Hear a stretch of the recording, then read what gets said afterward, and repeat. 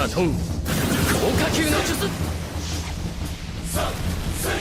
Si t'es fan de Naruto, le personnage de Rock Lee a pas pu te laisser indifférent. Malgré son style vestimentaire douteux, sa coupe au bol ringarde et ses gros sourcils broussailleux, Rock Lee fait partie des ninjas les plus admirables de toute la saga Naruto. Et dans cette vidéo, on va revenir sur le parcours incroyable de Rock Lee aka Gros Sourcils, et puis on va en extraire 7 principes applicables immédiatement dans ta propre vie pour t'aider à atteindre l'excellence et réaliser tes rêves, peu importe le domaine dans lequel tu évolues.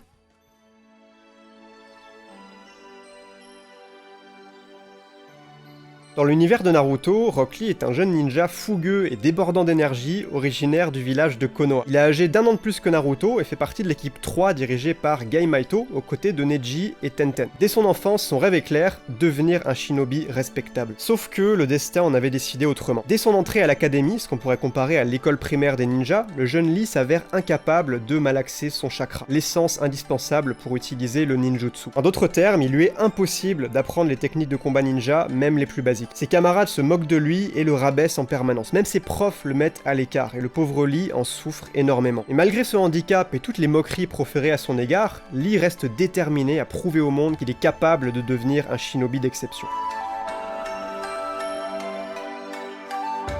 Pour réaliser son rêve, Rock Lee décide de s'entraîner plus dur que tous les autres aspirants ninja de sa promotion. Et malgré sa force de volonté exceptionnelle, il reste incapable de maîtriser son chakra. Lee est désespéré. Il vit pour devenir un ninja, il travaille plus dur que n'importe qui pour y arriver, mais le destin lui met sans arrêt des bâtons dans les roues. C'est alors que Lee fait la rencontre de Gai Maito, un ninja d'élite du village de Konoha qui a exactement les mêmes gros sourcils touffus, allez savoir pourquoi. Gai, c'est un spécialiste du taijutsu, un art ninja de combat à main nue basé sur la force brute et qui demande pas de malaxer le chakra. Au moment de leur rencontre, Gai est impressionné par la détermination du jeune Lee. Il l'encourage donc à persévérer et finit par le prendre sous son aile pour lui apprendre l'art du taijutsu qui correspond parfaitement aux capacités de Lee. À partir de ce moment-là, Lee se reconnecte enfin à son rêve et décide de prouver au monde qu'il est possible de devenir un grand ninja sans utiliser le ninjutsu. D'ailleurs, Lee adore tellement son nouveau sensei qui va jusqu'à copier sa coupe au bol ringarde et son style vestimentaire douteux. Rapidement, les deux deviennent inséparables, comme un père et son fils.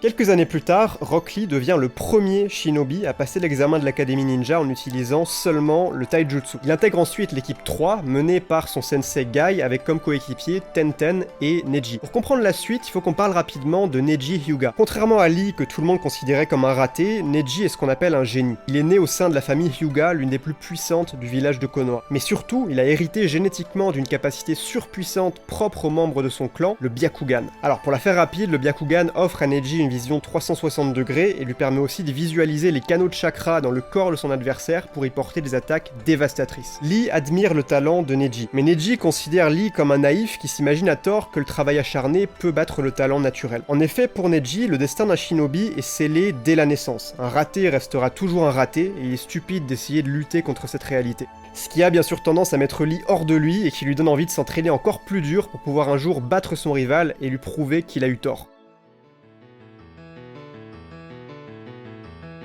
Quelques années plus tard, au moment de l'examen Chunin, qui permet aux jeunes shinobi de tous les villages d'accéder au rang de ninja moyen, Rock Lee est devenu un puissant jeune ninja, capable même de coller une raclée à Sasuke, le jeune génie au Sharingan du clan Uchiha. Mais au moment des qualifications pour la dernière phase de l'examen, Lee se retrouve à devoir affronter en duel le terrible Gaara du désert.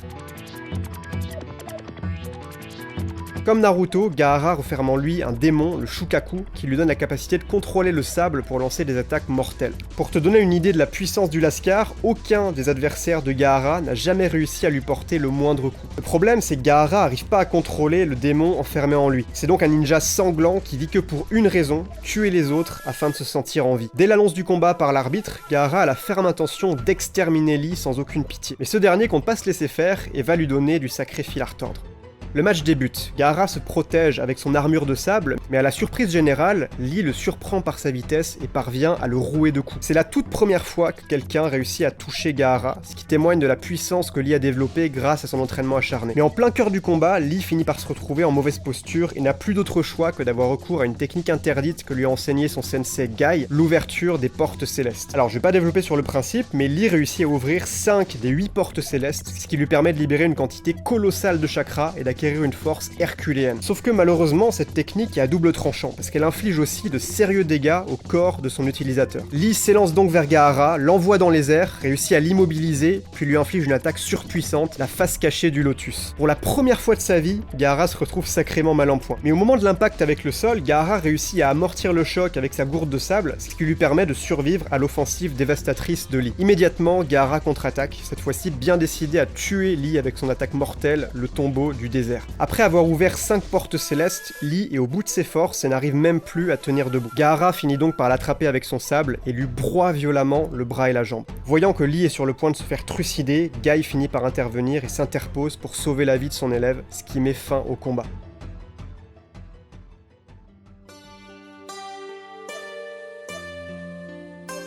Gravement blessé après son combat contre Gaara, les médecins annoncent à Lee qu'il pourra plus jamais être un ninja. Lee est dévasté. Une fois de plus, le destin l'empêche de poursuivre son rêve. Mais il reste un espoir.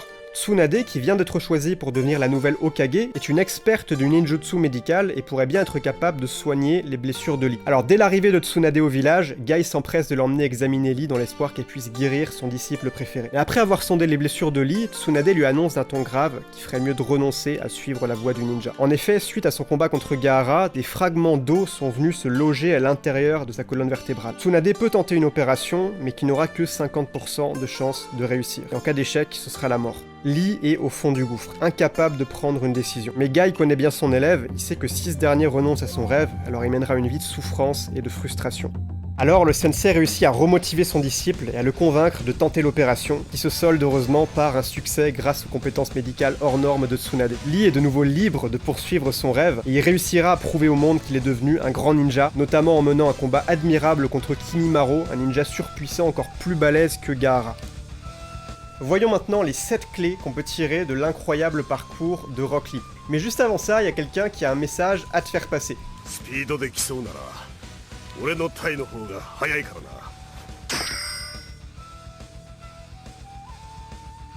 La pire des situations dans la vie, c'est de pas savoir pourquoi on se lève le matin. Pour être heureux, l'être humain a besoin de poursuivre un but qui donne du sens à son existence. Pour Lee, c'était de devenir un grand ninja en utilisant seulement le taijutsu. Mais sortons 2 minutes de la fiction pour revenir dans le monde réel. Peut-être que tu rêves d'écrire un livre, de lancer un business, de partir vivre au Japon, de fonder une famille, de perdre du poids, enfin peu importe ton objectif, fais en sorte qu'il reste pas juste un simple fantasme lointain et hors de portée. Être ambitieux, c'est bien, mais ça suffit pas. Comme Lee, tu dois aussi passer à l'action à la hauteur de tes ambitions. Si tu poses ne serait-ce qu'une petite action chaque jour sans jamais t'arrêter, tu seras en mouvement et tu finiras par atteindre ton but sur le long terme. Quand tous ses camarades de l'académie se foutaient de sa gueule, Lee n'a pas baissé les bras. Pareil quand Neji essayait de le décourager de poursuivre son rêve en lui expliquant qu'un raté reste un raté. Au contraire, Lee s'est nourri de toutes ces critiques pour renforcer sa détermination de prouver au monde qu'il était capable de réussir par son travail et sa volonté. Adopte la même attitude que Lee. Au lieu de te laisser affecter par les découragements de ton entourage, utilise les critiques pour renforcer ta détermination de leur prouver qu'ils ont eu tort de te sous-estimer. Puis travaille dur pour atteindre tes objectifs et face aux résultats que tu obtiendras, ceux qui te critiquaient seront forcés un jour ou l'autre de te prendre au sérieux. Lee était aussi compétent en ninjutsu qu'un manchot au lancer de javelot. Et s'il s'était obstiné à corriger son handicap à tout prix, il aurait fait que gaspiller son énergie et serait lui-même condamné à rester un ninja médiocre. C'est en investissant toute son énergie dans la voie du taijutsu, bien plus adapté à son profil, qu'il a pu devenir un shinobi d'exception. À l'école, on nous apprend à redoubler d'efforts dans les matières où on est nul, soi-disant pour avoir la moyenne partout, mais c'est une énorme connerie. À force de dépenser notre énergie pour corriger à tout prix nos points faibles, on en a plus pour perfectionner nos points forts. Au final, on devient un individu moyen, sans plus, fondu dans la masse et qui n'a rien d'exceptionnel. Alors commence par accepter tes points faibles, puis identifie tes points forts et focalise-toi dessus comme un rayon laser pour atteindre l'excellence dans ton domaine. Bon, soyons réalistes, sans l'aide de Guy, Rock Lee ne serait jamais devenu Rock Lee. Guy, c'est le mentor qui a su redonner espoir à son jeune disciple, lui montrer la voie à suivre et l'encourager dans le meilleur comme dans le pire. Dans son livre Atteindre l'excellence, Robert Greene nous dit « La relation entre un mentor et son protégé est la forme d'apprentissage la plus efficace et la plus féconde. On assiste à un transfert de connaissances et d'expériences. Le mentor juge de façon immédiate et réaliste le travail de l'élève qui peut ainsi s'améliorer rapidement. » Alors évidemment, trouver un mentor, c'est plus facile à dire qu'à qu'à faire. Heureusement aujourd'hui, tu as accès à un outil magique qui s'appelle Internet. Et donc si tu peux pas encore trouver un mentor dans la vie réelle, bah c'est pas grave, commence avec un mentor virtuel. Trouve une personne qui t'inspire, à qui tu as envie de ressembler et qui a déjà atteint les objectifs que toi tu vises. Puis nourris ton esprit avec ses contenus pour absorber comme une éponge ses conseils et sa manière de penser. Une chose est sûre, Lee n'a pas peur de la difficulté. Au contraire, il la recherche activement. Pendant ses entraînements, il va même jusqu'à attacher des poids extrêmement lourds autour de ses jambes pour se compliquer la tâche et se forcer à sortir de sa zone de confort. Si tu observes les gens autour de toi, tu te rendras vite compte que la plupart d'entre eux passent leur journée à éviter la difficulté comme la peste et à profiter des petits plaisirs faciles. Ils préfèrent toujours mater une série Netflix plutôt que de lire un bouquin. Ils préfèrent faire la grasse mat jusqu'à midi plutôt que se lever tôt pour aller faire du sport. Mais comprends bien que la difficulté, c'est ce qui te fait progresser. Et la facilité, elle te fait stagner, voire carrément régresser. Donc ose nager à contre-courant et passe à l'action non pas pour ton plaisir court terme, mais pour ton succès long terme. Un jour, Lee était particulièrement désespéré de voir que malgré son travail acharné, il arrivait toujours pas à la cheville de son camarade Neji, le petit génie du clan Hyuga. Et en voyant son disciple sur le point de baisser les bras, Guy lui a dit une phrase qui marquera Lee pour le restant de ses jours. Lee, tu es un génie de l'effort. Toi qui regardes cette vidéo, il est peu probable que tu sois un génie. Alors après peut-être, hein, j'en sais rien, mais statistiquement, les vrais génies sont quand même assez rares. Moi en tout cas, j'en suis pas un. Comprends que ça sert à rien d'essayer de battre les génies sur leur propre terrain. Si tu défies Magnus Carlsen aux échecs, bah t'auras beau t'entraîner 16 heures par jour, même pendant 1000 ans, tu te prendras toujours une fessée monumentale, c'est comme ça. Par contre, tu peux te démarquer de la masse et atteindre des résultats hors normes dignes d'un génie par un moyen tout simple, c'est le travail. Alors soyons clairs, je te dis pas de bosser 100 heures par semaine comme Elon Musk, mais d'intégrer à ta philosophie de vie cette valeur du travail et de bosser sérieusement et surtout régulièrement pour te rapprocher chaque jour de la vie de tes rêves. Après son entrevue avec Tsunade, Lee se retrouve face à un terrible dilemme. Premier choix, renoncer à son rêve et avoir la certitude de survivre, ou deuxième choix, tenter une opération qui a une chance sur deux de lui coûter la vie. Si Guy a poussé Lee à choisir l'opération malgré le risque considérable, c'est parce qu'il connaissait par cœur son élève. Il savait parfaitement que Lee ne pourrait jamais mener une vie heureuse s'il renonçait à son rêve. Dans notre monde, la majorité des êtres humains meurent avec des regrets. Et ça, selon moi, c'est la pire chose qui puisse arriver à quelqu'un. C'est-à-dire se retrouver à la fin de sa vie et se dire « Putain, j'ai merdé, si seulement j'avais poursuivi mes rêves, ma vie aurait été tellement plus heureuse, maintenant, c'est trop tard. » Donc même face au doute, face à la peur, face à l'adversité, ne renonce jamais à tes rêves, sous aucun prétexte. Ne fais surtout pas comme ces millions de personnes qui ont échangé leur espoir d'une vie meilleure contre un abonnement Netflix. Peu importe les sacrifices, la difficulté, l'inconfort, fais-toi la promesse de donner le maximum pour te créer une vie qui vaut la peine d'être vécue et de quitter ce monde en paix plutôt qu'avec des lourds regrets. Donc on arrive à la fin de cette vidéo. Maintenant, si t'es ambitieux comme Rock Lee, je t'ai préparé 5 outils que tu vas pouvoir télécharger gratuitement qui vont te permettre de réaliser tes rêves. Premièrement, ma sélection des 33 meilleurs livres pour améliorer ta vie sous tous ses aspects. Deuxièmement, les 17 apps de productivité que je te recommande. Troisièmement, 21 idées d'objectifs que tu peux te donner dès maintenant pour reprendre ta vie en main. Quatrièmement, mon template d'agenda que j'utilise pour organiser mes semaines et qui va te permettre de gérer ton temps comme un ministre. Et puis enfin, cinquièmement, un extrait offert de ma formation Habitudes Explosives qui va t'apprendre à créer de bonnes habitudes solides et durables dans ton quotidien et les tenir sur le long terme. Pour recevoir ces 5 outils, c'est très simple, tu as le lien dans la description, tu cliques sur le premier lien, tu me laisses ton email et moi je t'envoie ça immédiatement, tu pourras les télécharger dans 2 minutes. Donc sur ce, excellente journée à toi, je te dis à la prochaine pour une nouvelle vidéo, c'était Emilio, ciao ciao.